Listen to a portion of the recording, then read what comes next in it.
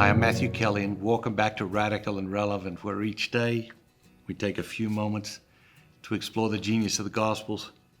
Today's reading comes from the Gospel of Matthew, chapter 11, verses 11 through 15. Truly, I say to you, among those born of women, there has risen no one greater than John the Baptist. Yet he who is least in the kingdom of heaven is greater than he. From the days of John the Baptist until now, the kingdom of heaven has suffered violence, and men of violence take it by force. For all the prophets and the law prophesied until John. And if you are willing to accept it, he is Elijah who is to come. He who has ears to hear, let him hear.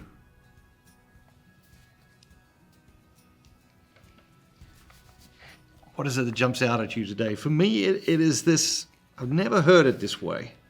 And this is the beautiful thing about reading the gospel each day and just reflecting on it.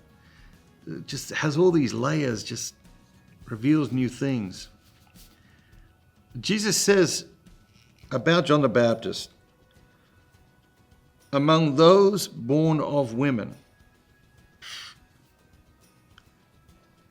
everyone, there has risen no one greater than John the Baptist. Yet he who is least in the kingdom of heaven is greater than he. I've always heard that as being about John the Baptist, or the measure stick being John the Baptist.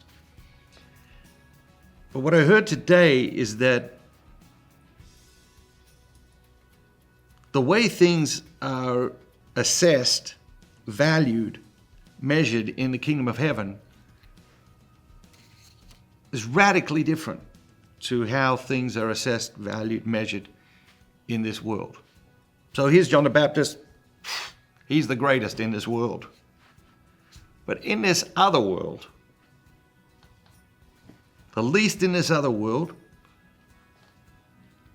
is greater than the greatest in this world. So put together your list, like put together your top 10 list, right? Put together the top 10 list of the greatest people who have ever lived. Probably people put some like sports people on there and some, musicians or some, whoever.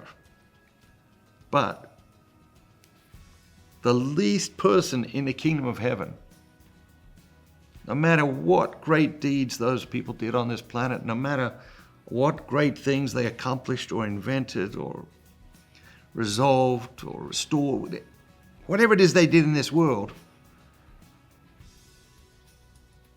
the least person in the kingdom of heaven is greater than the greatest human worldly achievements.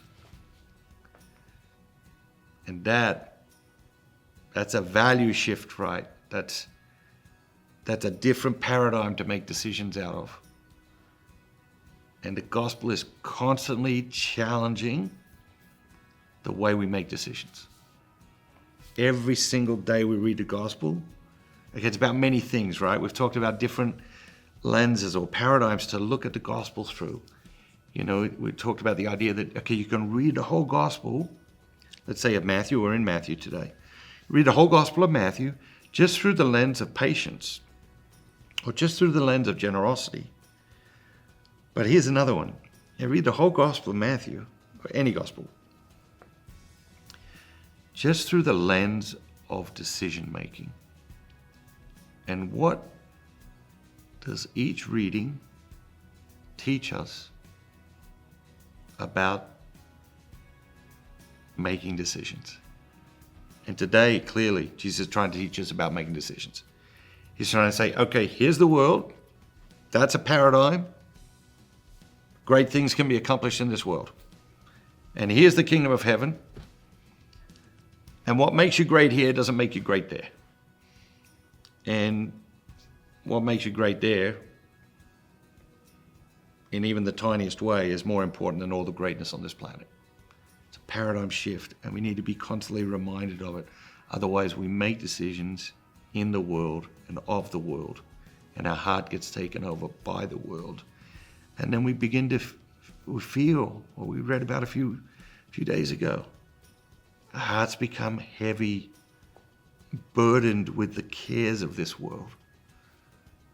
And we've lost the spirit, lost the gospel when we get in that path.